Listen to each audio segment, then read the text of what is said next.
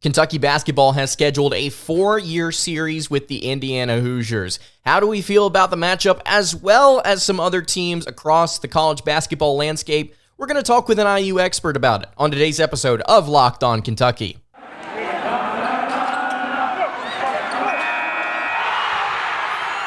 You are Locked On Kentucky, your daily podcast on the Kentucky Wildcats, part of the Locked On Podcast Network, your team every day. All right, what is going on, Big Blue Nation? Welcome on in to Locked On Kentucky, your daily Kentucky Wildcats podcast. I'm your host, Lance Dawe, writer for Sports Illustrated for various SEC-related things. But on this podcast, we take a dive into all things Kentucky athletics. On today's episode of Locked On Kentucky, we are going to be joined by the host of the Locked On Hoosiers podcast, Jacob Goins, to discuss this Kentucky versus Indiana series that has just been announced. We're going to talk about what this means for both programs, what we think the direction of these two programs is right now, why this is good for the sport of college basketball as a whole. And then speaking of the sport as a whole, we're going to dive into a number of teams that I've selected that we are either buying or selling this season, including the Wildcats and Hoosiers. Thank you so much for making Locked On Kentucky your first listen every single day. Want to remind everyone out there that we are free and available on all platforms. If you're watching on YouTube, please subscribe to the show.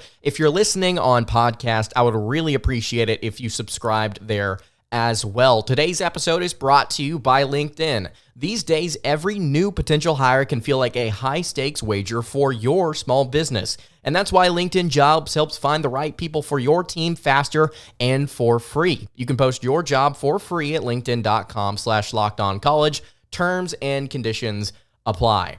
Without further ado, let's go ahead and get into our conversation with Jacob Goins of Locked On Hoosiers. We are now excited to be joined by Jacob Goins, host of the Locked On Hoosiers podcast, here with us to talk about the Kentucky versus Indiana rivalry. It is back and college football desperately needs it. Jacob, really appreciate you hopping on with us today. Obviously, this Kentucky-Indiana rivalry over the 2000s had some really interesting, fun games. I said on a recent episode when we were talking about the Hoosiers, I said, I don't even want to talk about the Watford shot. Let's move on from that. These programs in different spots right now. How do you feel about the fact that this one is back for college basketball? Well, man, it's just so good for these two fan bases, most importantly, but B, for college basketball in general, right? These are the types of matchups that make college basketball so much fun. You have them in football and you have them in basketball, but this one's been missing for way too long. And luckily, these two fan bases got the chance to see these two teams meet up in the Sweet 16 just a few years ago. But even that's been a few years now. And so this needs to be a game that's played, if not every year, at least every other year. And starting coming up in 2025, we're going to get to see it for 4 straight years. I'm excited about it, and it's what makes college basketball so much fun, Lance.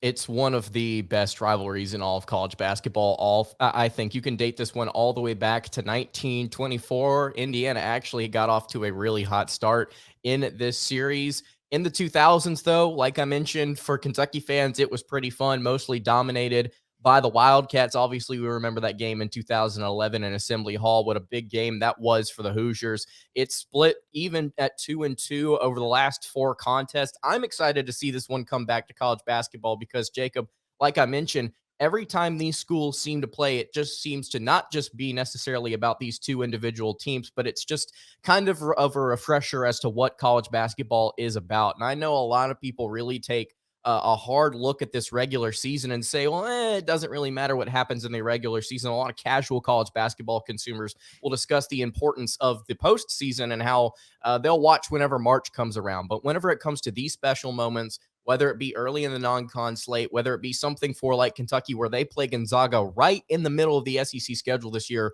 doesn't matter where it's at. If it's in the regular season, you can always expect just an incredible environment. It's something that I love about college football. Just every single Saturday, you can see these big time matchups and just think about how important and how traditional some of these games are, despite maybe these programs not necessarily being so even at the time. So I'm thrilled that this is back for college basketball. And also, I just want to point out for Kentucky fans, Indiana won this most recent matchup in 2016, in case you Yes, had they forgotten. did. So Kentucky trying to reestablish themselves possibly with this 4-year series with the Hoosiers. I want to ask you this, Jacob. How do you feel about the fact that this is only, if I'm not mistaken, technically one home game for the Hoosiers? You got 2 games in Rupp, then you got one at home for the Hoosiers, and then you've got one at somewhat of a neutral site over in Indiana. How do you feel about the fact that Kentucky has kind of forced that onto this series? And if I'm not mistaken, Indiana's athletic director said that they may actually try and change that just so to make sure that they could get 2 home games for Indiana. Yeah, when you look at the years broken down, this series starts in 2025. It starts in Rupp Arena, then that'll move to Indianapolis in Mhm. Lucas Oil Stadium. Then it goes back to Rupp Arena, and then it finally comes to Assembly Hall. So it's exciting that this rivalry's back on the books. But Lance, we're not going to get to play in Assembly Hall till 2028, brother. That's 5 years from now. I mean, that's still a long time before these two teams will meet back in Assembly Hall, but it's really, really cool. I prefer home and homes. I prefer it in college football, and I especially prefer it in college basketball as well. And so it seemed like Indiana wanted to put a game there in Lucas Oil Stadium, being in Indianapolis, giving more fans a chance to see the game. I mean, we know there's a massive difference between most college basketball venues and Lucas Oil Stadium, which holds 70,000 people. Now, will that many people show up? I wouldn't think so, but hey, you never know. But I would rather it be an Assembly Hall. I don't care about the numbers. It is cool to see that many fans get to experience it, but when it comes to I guess fairness, right?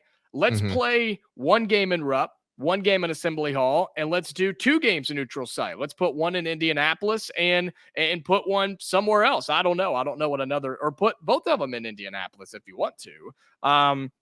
It's just yeah, you can scream that it's unfair. It is what it is. And if they do decide to move it from Indianapolis back to Assembly Hall in Bloomington, awesome. But Indiana's going to go.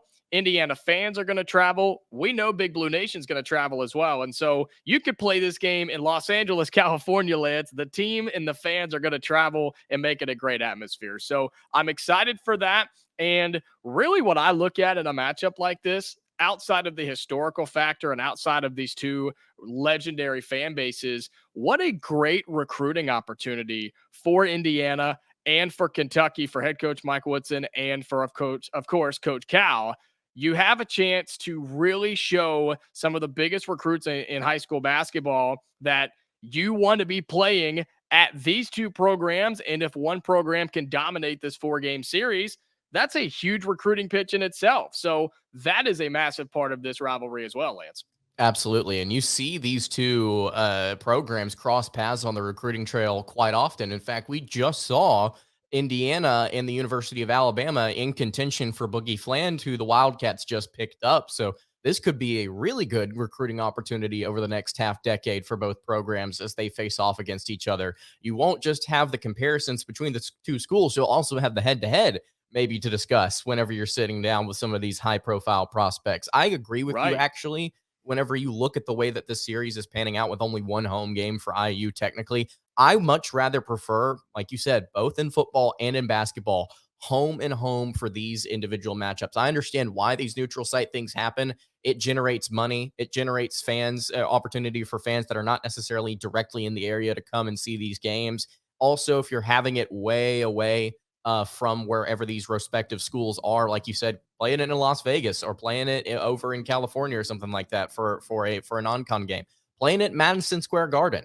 I mean, you could absolutely Yeah. see Yeah. the way that could generate some positivity and some revenue for both the venues and then both for the schools as well. But I just prefer the atmosphere of the home games, man. I mean, if you can get these two teams inside the top 20 at some point early in the year, and you can get this one in Assembly Hall, or you can get this one in Bloomington, what an incredible environment that would be instead of going to play in Lucas Oil Stadium. Like you said, you got the opportunity to get more fans. How many of them are actually going to show up to fill out that 70,000? I'm not sure if it would be a much better environment than it would be at home for IU. Also makes it a little bit more difficult for Kentucky, I would like to imagine, if you're playing that game at home for the Hoosiers in their gym. So I prefer it for it to be home and home. I completely agree with you there. when you look at these two programs, Jacob, you've got a Kentucky team that has really struggled to hit the mark in postseason play for almost half a decade now. Coach Cal consistently, I think the word underperformed would be fair. I don't know if he would agree with that, but he has consistently struggled when it comes to getting the Wildcats ready for the postseason. What do we know about Indiana heading into this year? This is something that is a question that is allowing me to kind of educate my audience about maybe a team we're going to be seeing here in the very near future. Well, this Indiana team, they are bringing back some experience, but they're also bringing in some really, really big talent. And the biggest name is Mackenzie Mbako, the 5-star, who has been in the headlines for the wrong reasons over the past couple of days and couple of weeks. But he is a really, really big factor on this team, and I think he may not be the go-to guy necessarily each and every game. I think your best player is going to be Xavier Johnson, who is returning for his 6th year. Playing here for Indiana in Bloomington, having some injury problems late last year. So Indiana's got some talent, but they're also flying under the radar and not getting a whole lot of respect when you look at preseason polls and maybe even talent-wise as well. But Indiana's going to sneak up on some people. And you went and hit the transfer portal and got a couple of big players there. So Indiana basketball is never out of it, Lance. And I think Indiana starting as low as they are in preseason polls. I talked about it on my show the other day. Should Indiana be in that top 25? Being outside of it, I think gives them a great opportunity to maybe surprise some people. I agree. Ken Palm right now has the Hoosiers ranked number 49 overall. You could only imagine that will trend upward. Some very difficult non-con games, though, for the Hoosiers, playing against Connecticut, playing against Auburn, Kansas.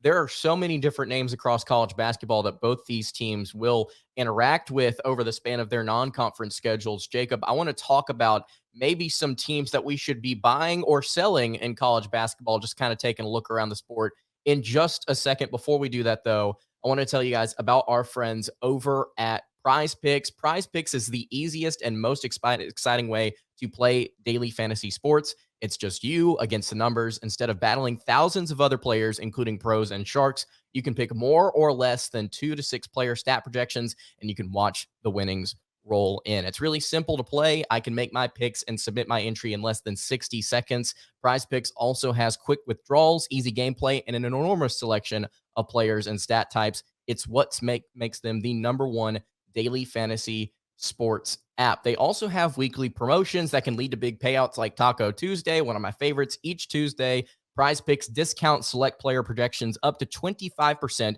to add even more value. You need to go to prizepicks.com/lockedoncollege and use code lockedoncollege for a first deposit match up to $100. That is prizepicks.com/lockedoncollege and use promo code lockedoncollege for a first deposit match up to $100. That is Prize Picks, daily fantasy sports made easy. Today's episode is brought to you also by LinkedIn Jobs. These days, every new potential hire can feel like a high stakes wager for your small business. You want to be 100% certain that you have access to the best qualified candidates available, and that's why you have to check out LinkedIn Jobs.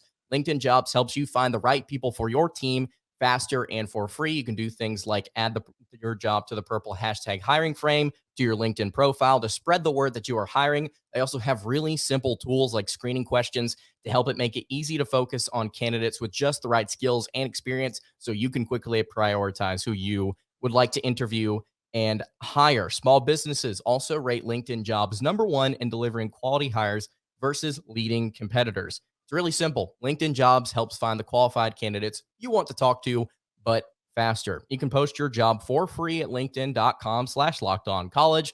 That is linkedin.com/lockedoncollege to post your job for free. Terms and conditions apply. All right, continuing along here on this crossover edition of Locked On Kentucky and Locked On Hoosiers. Lance Dawe, Jacob Goins hanging out here with you.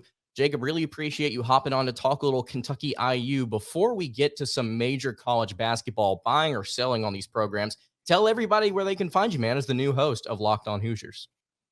Yeah, I appreciate that, man. And my first crossover episode here as the host of Locked On Hoosiers. You can find me on Twitter at Goins to Jacob. That's Goins, the number 2, Jacob. If you're on YouTube, you can see it on the screen. Be sure you like and subscribe over on YouTube. Just getting started. First week is underway. And man, I'm just super, super excited, very blessed and honored for this opportunity, and really excited for the basketball season to get started. I know football's still underway, but we know this with Indiana and Kentucky, man, it's basketball season and it's right around the corner. So give us a shout, give us a follow, and you want to follow along all season long with Indiana basketball. Absolutely. It's going to be a fun basketball season. That's what I keep telling my listeners, dude. It's about that time. We got exhibition games coming That's up. right. I am looking forward to it. Well, we've got some major college basketball teams here, Jacob, that I want to get to. Buying or selling. Obviously, we'll talk about our respective programs later on this list, but I want to kind of rapid fire ask you about these individual programs, most of them inside the top 25, and whether or not you're buying or selling them this upcoming college basketball season. The first team I want to talk about here, the Kansas Jayhawks, number 1 in preseason AP polls across the board. You look at the Jayhawks returning quite a bit of experience, also landed Michigan transfer Hunter Dickinson. This is going to be a very, very talented team. Both the Hoosiers and the Wildcats play this team in their non-conference schedules. Are you buying or selling the Kansas Jayhawks this year? Buying. Easily buying Kansas. They're out of the NCAA light. I think Bill Self, he said the other day, we're coming and we're going to press down on the throat. And you name the biggest reason why. They've got Hunter Dickinson, one of the best players in college basketball, easily buying Kansas this season. I don't know if they win it all, but you better believe they're going to be right there at the end. Kansas Jayhawks, one of the best teams in the country right now. Really interested to see how they play against the Wildcats' third game of the season. Kentucky, without some of their big men to start this season, how are they going to perform with Trey Mitchell at center? That's a conversation that we've had a ton here at Locked On Kentucky. Concerned for that game. I think I'm buying the Jayhawks this season. Like you said, uber talented. Hunter Dickinson's going to be great for them. Bill Self and co. are probably going to be right there at the end of it when all is said and done. The Duke Blue Devils inside the AP poll as well, inside the top 5. Blue Devils going to be a really interesting team this year. Can they get a legitimate run going in the postseason? Jacob, what are your thoughts? Are you buying or selling? I'm buying the Duke Blue Devils, and for a couple of reasons. I love Coach Shire. Duke extended him, and for a reason. I really, really like him. Young coach. There has been a little bit of bumps in the road taking over from the legendary Coach K, but I think he's got this program going in the right direction. They returned Filipowski and Jeremy Roach, two fantastic players in college basketball. I'm buying the Duke Blue Devils, who, again, just like Kansas, I think they're going to be there and in the conversation near the end. Our first Big Ten team I want to get to here, Jacob, the Purdue Boilermakers, the number 1 team, according to KenPom, entering this year. We all know what happened in the NCAA tournament last year against Farley Dickinson. We all know what the message is from the national college basketball sphere is that we're kind of on fraud watch whenever we talk about the Boilermakers. Obviously, Zach Edey returning for this squad. Offensively, they're probably going to be able to be pretty efficient this upcoming season, one of the best in the country once again. But are you selling on the Boilermakers because of their lack of success in the postseason as of late? Look, they have Zach Edey, who is one of the best players in college basketball, and he's returning for another year. Purdue, they're getting all the preseason love. You should buy this team, right? Absolutely not. I'm selling on Purdue. Do I think they're going to be bad by any means? No, absolutely not. They have Zach Edey. You can't be bad when you have him. But Purdue just hasn't been able to get over that hump. And there's a couple of teams on this list that we're going to talk about that are in that same scenario. I'm going to sell them on the Purdue Boilermakers. Will they be good? Yes. But great? I don't think so. I'm going to be selling on them as well until they can prove to me. This is a similar situation with Gonzaga that I've had. I think you and I have had this conversation actually. Yes, we have. Yes. Until they prove to me that they can actually do it, I'm not going to pick them to do anything significant ever in the NCAA tournament. Yep. And it's just even when they have like the uber talented scoring 90 points a game type of teams, it's just like, okay, cool. You still haven't won a national title, so I will not be picking you to go to it. So teams like Gonzaga, teams like Purdue, I'm a little bit skeptical on. I'm going to be selling the Boilermakers. Another Big Ten team, though, that has just come out of nowhere, I feel like this offseason kind of developed some really strong recruiting. and has now become a top 4 team in the preseason AP poll, the Michigan State Spartans with Tom Izzo. They are looking really good on paper to start this season. Got some really young, talented players that they brought in there. Are you buying or selling on the Spartans? Michigan State, as long as Tom Izzo is there, I mean, Yep. they've always got a chance, right? I mean, he's a Hall of Fame coach for a reason. Fifth year point guard coming back at Tyson Walker. Am I able to just pass on Michigan State? Am I able to just kind of walk by them in the grocery store and leave them sitting on the aisle? I'm not necessarily buying them, but I'm not trying to dump them off at the same time because I don't truly know what Michigan State's going to be. They always scare me, especially being in the Big Ten. They're always going to be in the conversation. But Lance, I'm gonna pass on Michigan State for now, so that way I can't get burned later. But I won't take credit if they are good because I truly don't know what they're going to be yet. I'm actually right there with you. I think that there are some really positive things about this team, but also some questions as to whether or not they can legitimately put that all together in their Yeah. in their conference schedule. Also, something I want to point out here: they got some really difficult non-con games. You've got Duke, you've got Butler, you've got Arizona, and then you immediately go into the Big Ten slate with teams like Wisconsin and Nebraska, who apparently is going to be improved this year. Baylor's on the schedule as well. So a lot of different really difficult teams for Michigan State early. Are they able to survive that with their fifth year point guard and then also some of their younger talented pieces that they brought in? I'm not sure. So I'm right there with you on maybe I'll just monitor this stock for a little bit before I decide whether or not I'm investing in it. So Michigan State, a really interesting team that has made the top 5 of the preseason AP poll, going to continue to monitor that as they wade through non-con play. UConn, a team that won the national title a season ago, one of the most dominant runs in the NCAA tournament in its history. They've got a couple pieces heading to the NBA draft, but they also have some guys coming back. I'm curious to see if Dan Hurley and company can actually do it again, or at least get close to it. What do you feel about the UConn Huskies heading into this season? Yeah, I'll give a quick answer here. I think Dan Hurley is a great coach. I think UConn is a historic, obviously, basketball program. Took a little bit of a dip, but I think they're back. I'm going to buy UConn. I think they're returning 3 major starters on that team, and that's going to help them. Experience is everything in college basketball. I'm going to buy the UConn Huskies.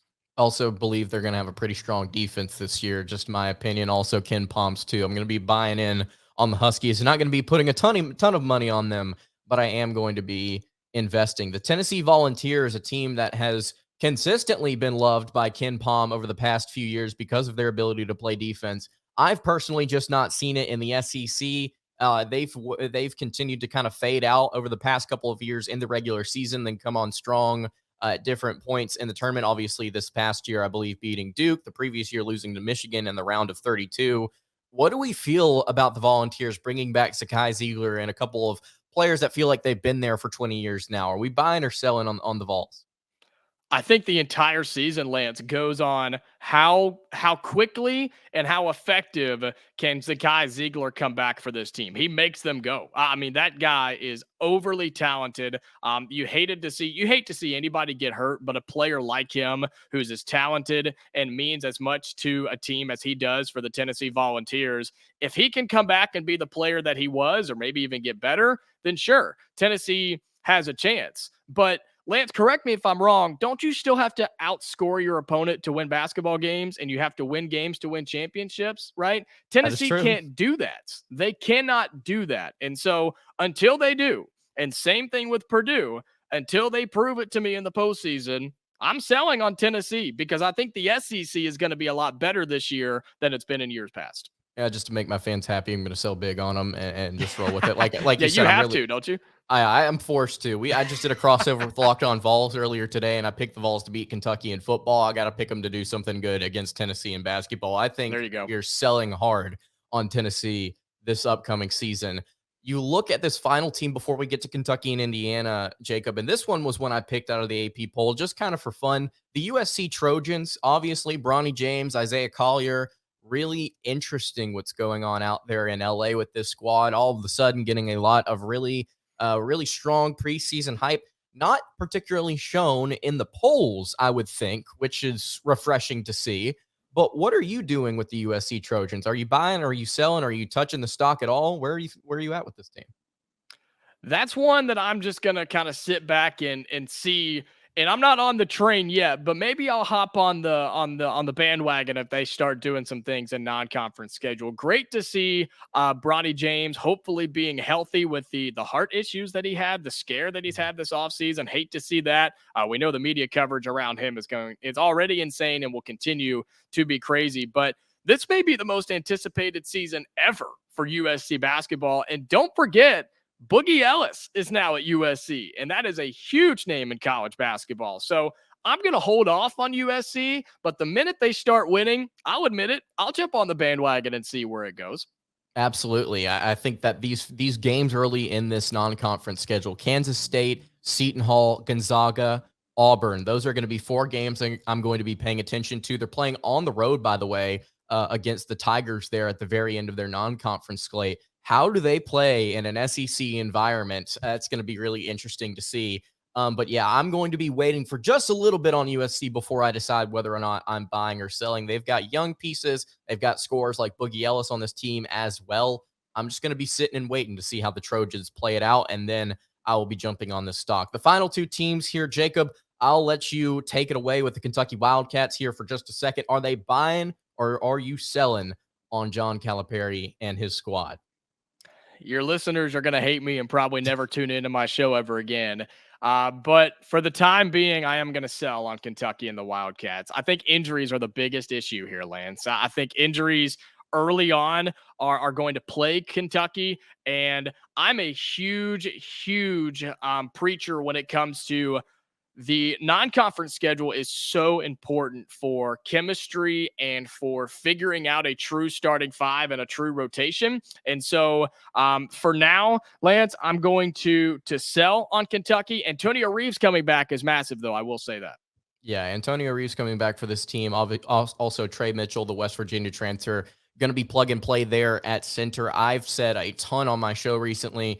Brace yourselves for these first few games of the slate, because I like Trey Mitchell. I think he's going to do a lot of different things statistically for the Wildcats. I'm not quite sure if the rim protection is going to be there for UK against teams like Miami, against teams like Kansas. You're going to have some bumps in the road because of how young this team is overall as well, too. You cannot sleep on teams like Marshall in your non-conference slate. I think you need to be wide awake if you're John Calipari and this squad heading through this schedule until you get Ugonna Onyenso and Aaron Bradshaw back. I am not comfortable with this team right now. I am going to buy because I am excited about the talent that we have on this roster. Rob Dillingham, DJ Wagner, that may be the best 1-2 punch at point guard in the country. You saw Rob Dillingham drop 40 in the blue and white scrimmage the other day, and he's going to be backing up DJ Wagner. So I think that Kentucky's going to score in bunches this year, but I'm not quite sure if the defense is going to be there overall. I'm going to be buying this team. The Hoosiers, talk me through it. Are we buying or are we selling? We're buying, baby. Of course Yes, we're sir. buying. And it's because of the reasons I talked about earlier. Indiana has the talent. They've got the coaching. They're just not getting the love just yet. And you know what? That's fine. Xavier Johnson coming back is going to be the leader on this basketball team, the go-to option, I think possibly on both ends of the floor. People also forget you went and got a former McDonald's All-American in Khalil Ware in the transfer portal this offseason. And people kind of forget about that. He's kind of flying under the radar, plus Mackenzie Mbako, the 5-star freshman coming in. Indiana's got the talent. And if they can find themselves in non-conference play, while it will be tough, and they've got to play in the Big Ten, one of the toughest conferences in college basketball, I'm buying on the Hoosiers. And I think people are sleeping on Indiana this year. And I promise you, nobody wants to come to Bloomington and play in Assembly Hall. I agree. Those 2 players right there in Mackenzie Mbako and Kello Ware are enough reason to say they're going to be better than their KenPom ranking, and they're going to be better than the 3 votes that they received in the AP poll.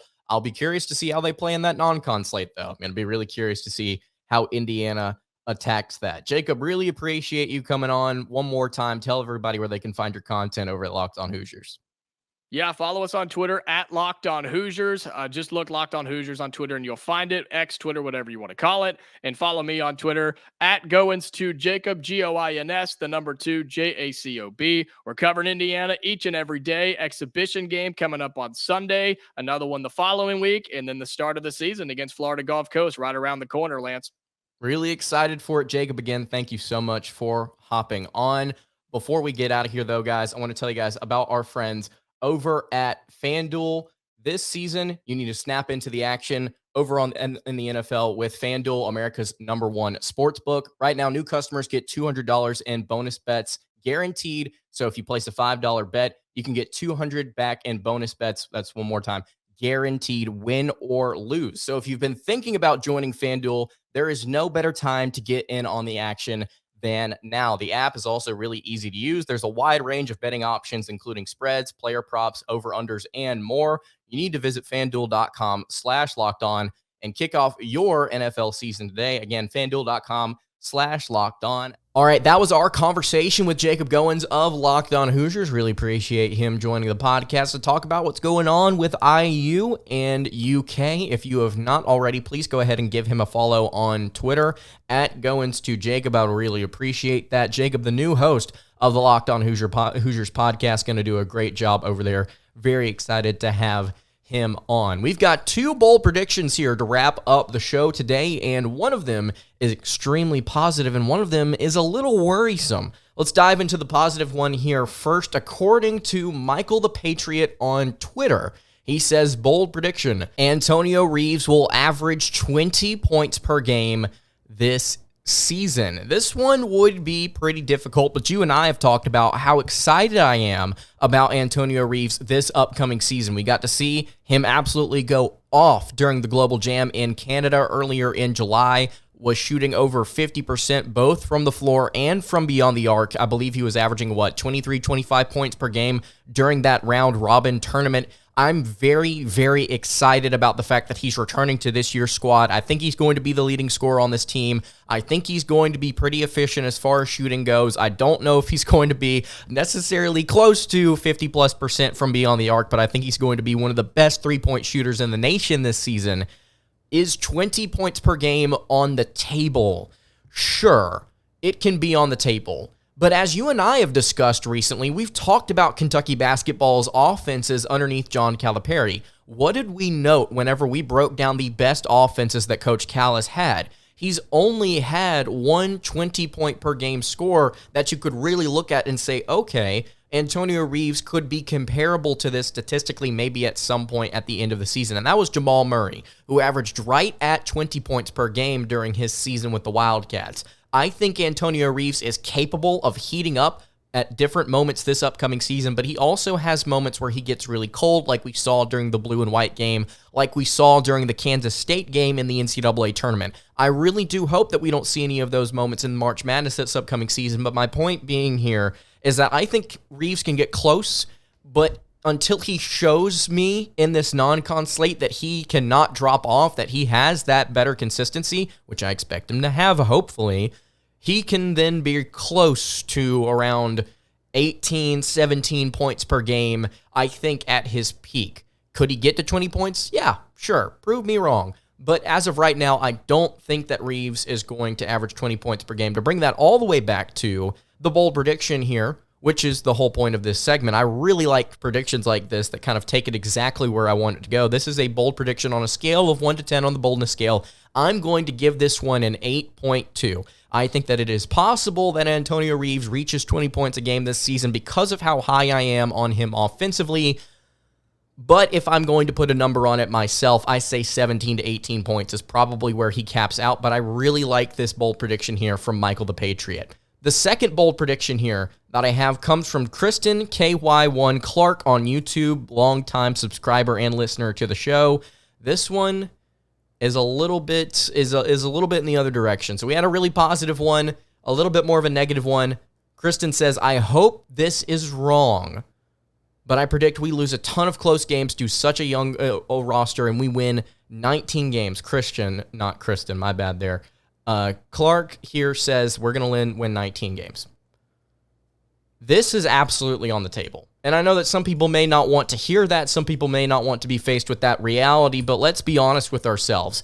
This past season showed us that Kentucky basketball, with just about any roster, can underachieve. We got to see Kentucky really struggle to close out games against Michigan State and Gonzaga earlier in the year. We saw them lose by 10 to UCLA and only score 53. We saw them get blown out by Missouri, and at one point you look up, Kentucky, oh my goodness, they've lost to Bama and South Carolina in back-to-back games. You're 10-6 and 1-3 in the SEC. You had Oscar Tshiebwe on your roster. You had a 5-star point guard in Cason Wallace. You had one of the best transfers in terms of scoring in the nation in Antonio Reeves. You had one of the best assist men in the country in Severe Wheeler.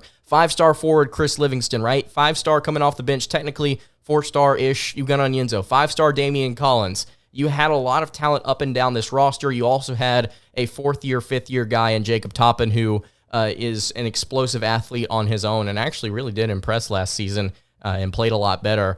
You had a roster that should have won, I think, more than 22 games. Kentucky underachieved. Part of it was coaching. Part of it was injury.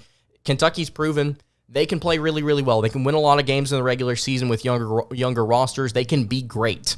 They can also do what they did last year. They can also do what they did during the COVID season, which is win 9 games.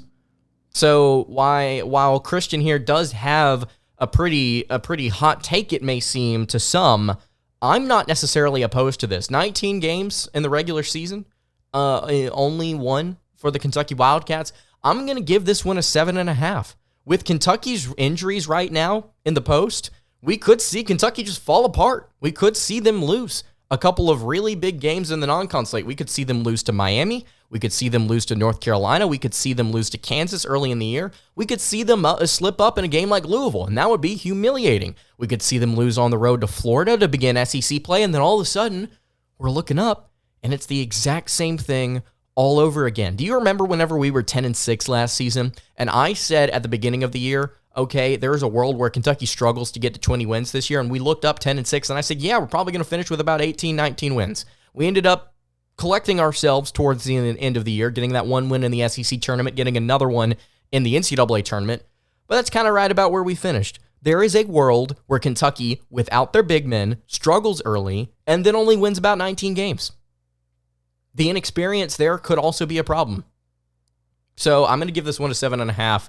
I think Kentucky wins more than that. I think Cal has proven consistently that he can win with younger rosters. I'm going to bank on that this season and hope that it happens. I'm going to say it's over 19 games, but this is a very real possibility, and I think Kentucky fans should be aware of it. So I think that's going to do it for today's episode of Locked On Kentucky. You can follow the show on Twitter at LockedOnUK. You can follow me on Twitter at LanceDawe_, and you can follow the show over on Instagram. That is at Kentucky Podcast. Any questions, comments, concerns, leave them in the YouTube comments below. Hit me on the socials. I will see you all tomorrow for another episode of Locked On Kentucky. Hope you guys have a great rest of your day, and God bless.